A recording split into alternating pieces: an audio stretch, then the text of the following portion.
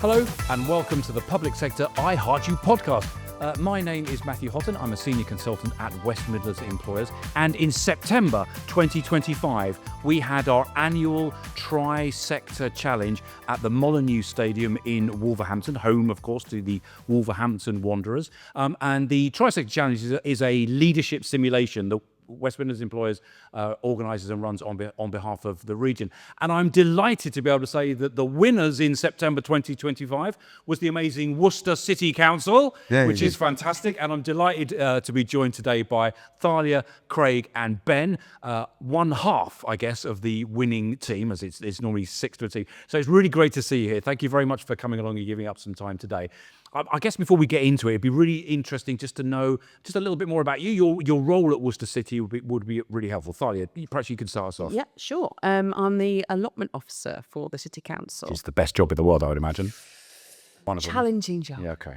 Yeah. Great, brilliant, okay. And how about you, Craig? What do you do? I'm the Building Services Engineer in the Property Services team. Fantastic. And Ben? I'm Communications Officer. Right, so I better be on my best mettle here for this then to make sure I pass mettle. Look, I'm really interested just to sort of find out from you. So how did you find out about the Tri-Sector Challenge at Worcester and what made you think that this could be for you?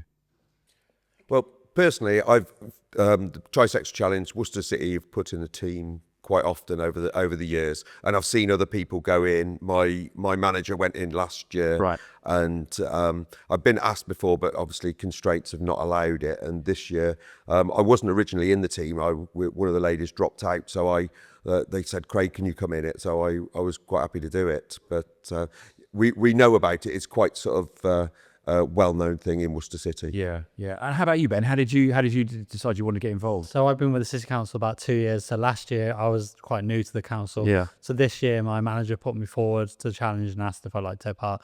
I immediately said yes, I'm up for the challenge and get me in there. Fantastic. And Thalia, when you were approached, how did you feel about it? I mean, were you anxious or did you see it as a great opportunity? I thought it was a great opportunity. Very excited about it actually. And when I was asked if I'd like to be nominated, I went for it straight away. I said yes, please. Yeah. And how are you? Is there a process behind it, or is it just to sort of talk to people who are interested and sort of our senior managers? They all meet once a week. And they selected certain personnel from their teams. Gotcha. And then put them forward, and then they put a team together, quite a wide range from different departments, obviously they thought would do well and would be up for the challenge. And that's an interesting point that you raised there, Ben, isn't it? It's like, did you three know each other before you came together as a team? I think we've crossed paths, but because Ben's in comms, he gets random bits of information from me and other departments, and Craig I have to speak to occasionally. Have to speak to? You make it sound like a chore. I do. It's definitely not a chore, no. and your colleagues, were they people that you're familiar with, the ones that aren't here, can't be here today? Personally, as an engineer, I visit all our sites, so I knew everybody by sight. I'd never worked closely with anybody, but I knew everybody, which was quite nice. But it was nice to see what they did, what they could do.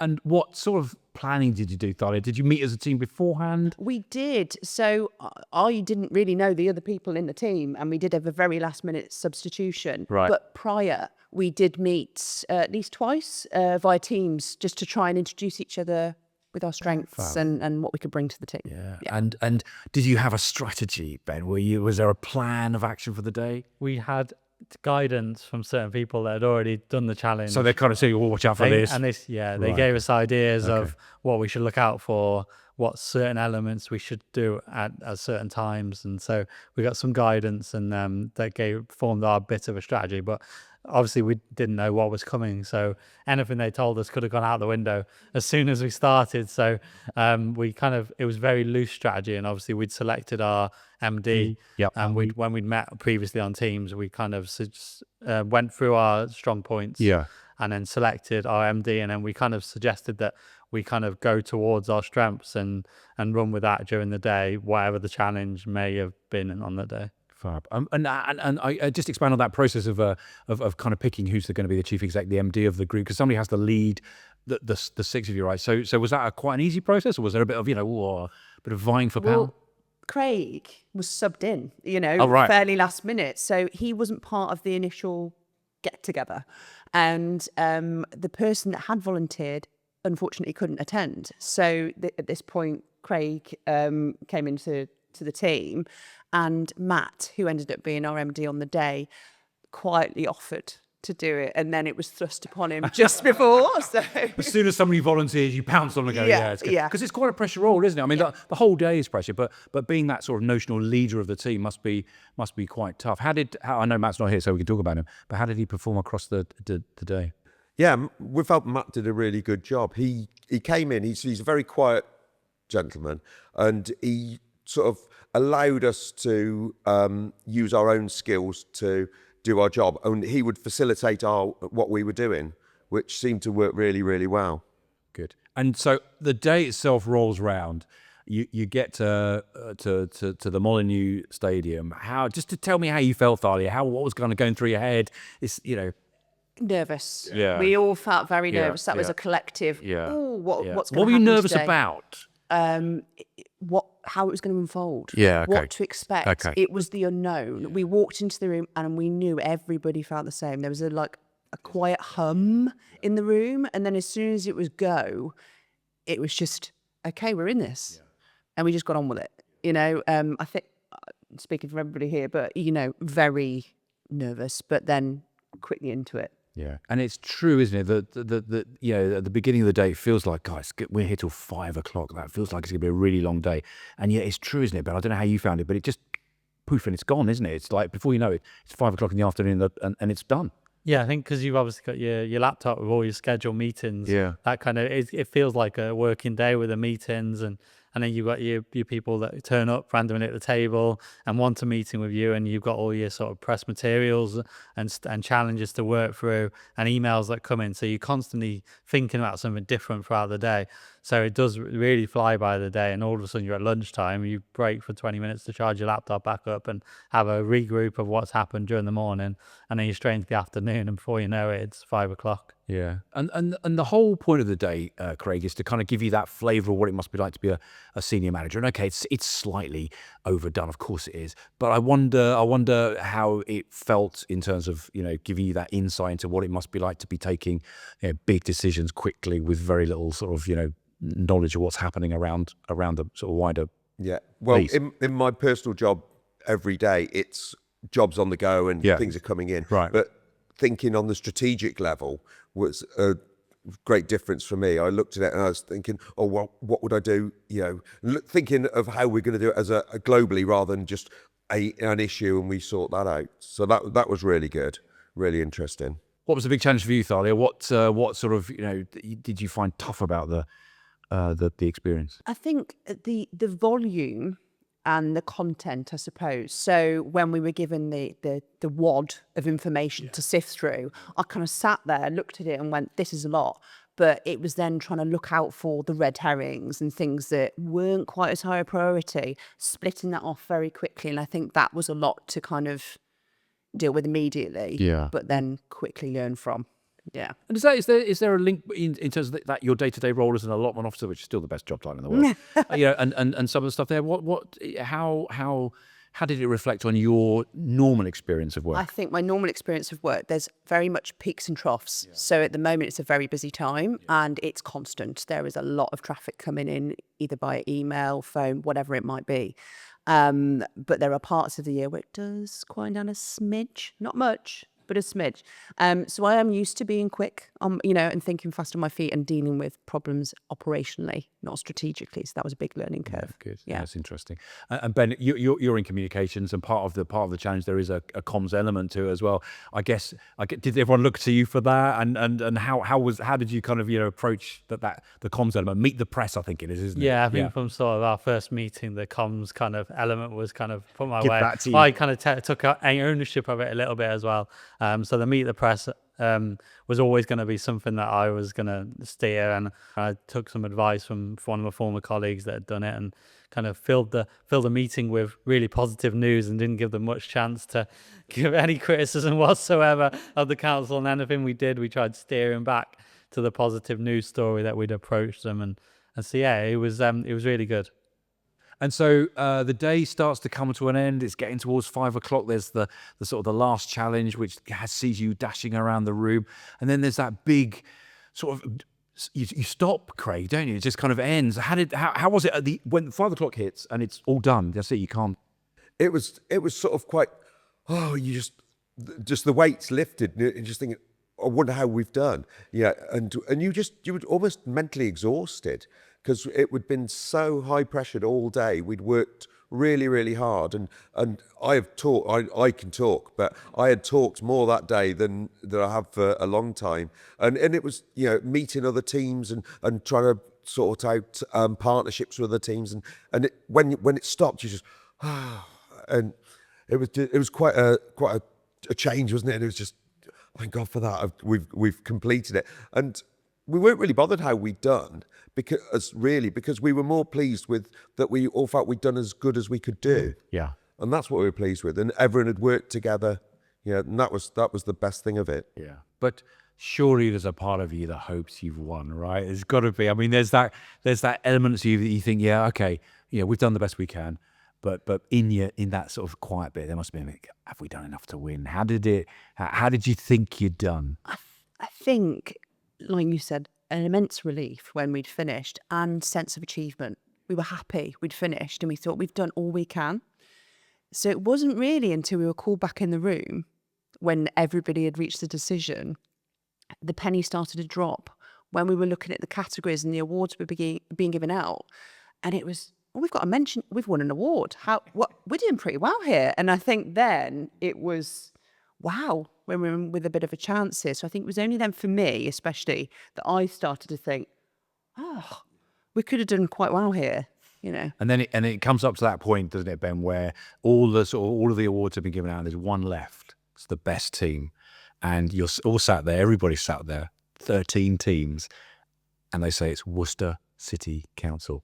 What goes through your head at that point? I think it was more surprise, proud, a big sense of achievement and proudness of our team, really, because we were quite happy with the other awards that we'd already received. So winning the big one was the cherry on the top of it, really. Just as it was an excellent day, and just we were proud of our performance. So to win the awards and take something back, saying we won something was a real achievement, and then to win the big thing was excellent. Yeah, and Craig, taking you back in, obviously, it was great. We put a lot of publicity out. Yeah, we'd love to promote the winners, and we'd contacted your chief exec and let him know. We talked to people. How was it received when you went back into the office and he said, "Well, we won"? I was very surprised because it had filtered down very, very quickly through the office, and as soon as we walked in the morning, everyone's well done, that's great, and wherever you went, because I go to all the different buildings, as soon as you walked in, brilliant, well done, you won the Torres Sector Challenge, and everyone was really up for it and really enthusiastic, which was great. We didn't have to promote ourselves because it had already been you were done. already famous by that point. Yeah. I was sat in Wolverhampton out of the car park at the end, writing our message for the MD's newsletter and uploading the pictures and stuff, sending it to the comms manager. So the message was out before we'd even left Wolverhampton. So you're a proper comms professional there, Ben. Yeah, I like it. And Thalia, I understand that you're being asked to sort of to speak at some internal events. Just give us a bit of detail around that. Yes, so we've been asked to go along and present at the CMT, which is a weekly meeting, and we actually did one this week. I think it was very well delivered. We all had a piece to say, which is very much how we worked on the day. We were collaborative. We worked so well as a team, which I think helped on the day. But it was very. I think they were very engaged this week and asked a lot of questions about the event and how they could improve. Okay, which is very interesting, or what they could do better. Which is nice to have, that kind of rapport with them. And we have CLT coming up next the leadership week team. with the leadership team. Fantastic. And so, what advice are you giving them? What's the bit that's stuck as we sort of come to the end of our conversation? What's stuck with you? What's changed as a result of what you've experienced of the challenge? I think strategic planning and how the manager and the leadership team at the City Council think and have to cope with different things, and also the workload that they'll probably be under as well. Yeah. What about you, Thalia? I think it's I mean, obviously this is an intensified situation on the day, and you're getting a lot more random things that are coming through that they wouldn't have to deal with on a daily basis, but you do have a greater appreciation and understanding for what they may have to deal with all the time, and how that reflects on the entire organisation and not just yourself. You're a tiny part of a very big team, a small cog. So I think a greater appreciation, for everybody that's involved. Craig? Yeah, I took away a greater appreciation of what my colleagues do. Yeah. Because obviously I knew everybody in the team, but I didn't know what they actually do, and I didn't know their skill set. But when we got in there, everybody sort of took away their piece of work, and we worked together and communicated, and seeing everybody else, doing such a good job, it was quite nice, because you don't realise what people do, and you do sometimes take people for granted, and it was nice to see what other people can do. It's a lovely byproduct, isn't it, as you say, of getting to understand what it means to be an allotment manager, a comms manager, an engineer. They're quite abstract titles a lot of the time, and having time to spend with your colleagues is important. So the exciting news is that we have the date for the Tri-Sector Challenge in 2026. It's Thursday, the 24th of September in 2026. We think it's going to be held in Worcestershire, but I won't say any more than that at this point. There'll be people watching this that'll be thinking, well, should I enter? Should I be part of a team? There'll be organisations looking, should we put a team forward? Because it's an investment.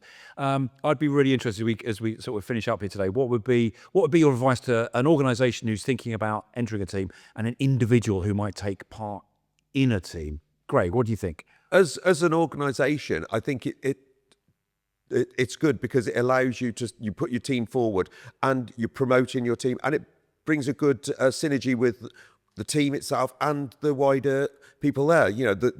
What we've got back from other people in Worcester, they're all really, really enthused with what we've done, and it rung through the city, really, hasn't it? Yeah, fantastic. And Thalia, what about you? What's your advice? I would say go for it. Yeah. Absolutely go for it. I know people are intimidated by it because it's the unknown. Yeah. Which is how we felt, I think, before we got there. But it's an amazing experience. You learn a lot from it. It pushes you outside of your comfort zone, but you can take away so much. And the positive energy, not just for us as a team for winning, but for the council in difficult times, is really good. Lovely to have something to celebrate, isn't Absolutely. it? It's, as you say, times are quite hard. Yeah. But to have something you can be proud of and shout about is amazing. Ben, final word with you then. Yeah, to go for it. I think it's such an excellent opportunity, a learning opportunity, and for different people from different councils, different roles, just to put in that strategic mindset and have that challenge. I think it's an excellent opportunity. Yeah, brilliant. Well, listen, many congratulations again. You're worthy winners. Having seen your feedback and how you performed across the day, you're fantastic. So many congratulations to all of you, and thank you to you three for taking the time to come in and share your experience today. Really, really do appreciate it. Can we just give a shout out to our team members that can't be here? Oh, of course we can. Yeah, we should do that. Yeah, is that definitely. okay? Quite right. So, yeah, absolutely. So who can't be here, Thalia? So Laura can't be here today, but she was a fantastic team player, and she learned a lot from the day and took a lot away from it. Sam, who stepped in literally the day before, so had a lot of pressure on his shoulders, and he was brilliant, wasn't he? Brilliant addition to the team. And Matt, our leader, can't forget Matt. No. And he was quiet, calm and confident, and we were the winning team. Laura, Sam, Matt, well done. And sorry you couldn't be with us today. But listen, many congratulations. Thank you so much for your time today. And remember to keep in touch with us. We will firm up those details of the Tri-Sector Challenge in 2026, but it is definitely going to be Thursday, the 24th of September. Thanks for watching. Bye-bye.